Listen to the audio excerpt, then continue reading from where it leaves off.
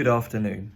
I've reached out to a few trainers now that have been following me and my content on Instagram, and I've asked some of you specifically, what content can I create for you? And so this is going to be one of my responses to a question that I had. And it was that, how do you manage your own attitude and mood when you don't feel like the personal trainer you sensed your clients have paid you for? And this is a genuine thing. Now, I'm going to give you the cliche response because it's easy. The easiest answer for me to give and the most simplest answer is to man up, woman up, forget about your own mood and your feelings, and provide your clients with the person who promised the world when you first signed them up to a package or some kind of service, personal training service. And in many ways, that is some advice I have to give you in answer to this question. You have to leave all of your personal shit at home. That as soon as you step out of your house, really, or maybe your car when you park at your studio or your gym, and you walk in, you have to leave that baggage behind and pick it up when you come home, because your clients didn't pay you for you to talk to them about all the shit you've got going on, or to take anything bad that you feel out on them. That's the first thing I have to say. Now, if we dig a little bit deeper and open this up a bit more, I think it's worth mentioning you have to consider how new your client is to you. I have been lucky and very fortunate that of the 12-ish clients I have now, I've been working with them all for pretty much a minimum of 6 or 7 years, some as much as 12 years. And they know quite a bit about me, because over the years I've shared with them my life story and what I've done, and they've been really intrigued and interested in what's going on in my world. However, so what I mean by that is that there may be some scenarios where you might share what's been going on with you with them if the time and the situation presents itself.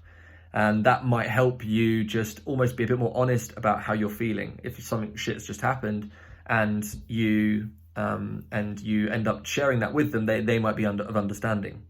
However, the flip side of that is that if you've got a new client and you're working to really hard in this early phase to help them achieve a goal and a target that they're working towards, they're coming in and they're focused, they want to get down to business and do some work. So really that's a scenario where my first bit of advice, or the clichéic advice, is what you should listen to.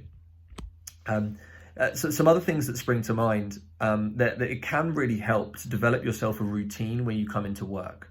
And the first thing I would suggest is always ensure that you aim to have half an hour before you leave your car or you arrive at work to when you first see your client.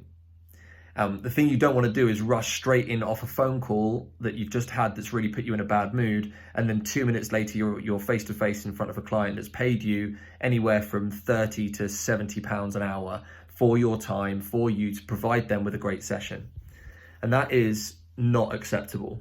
And you've really got to work hard to be organized enough to make sure that you have a time to breathe it out. You have time to shake, do some exercise, listen to some music, whatever it is that works for you, that's going to help put that to one side and know that you're going to pick it up later.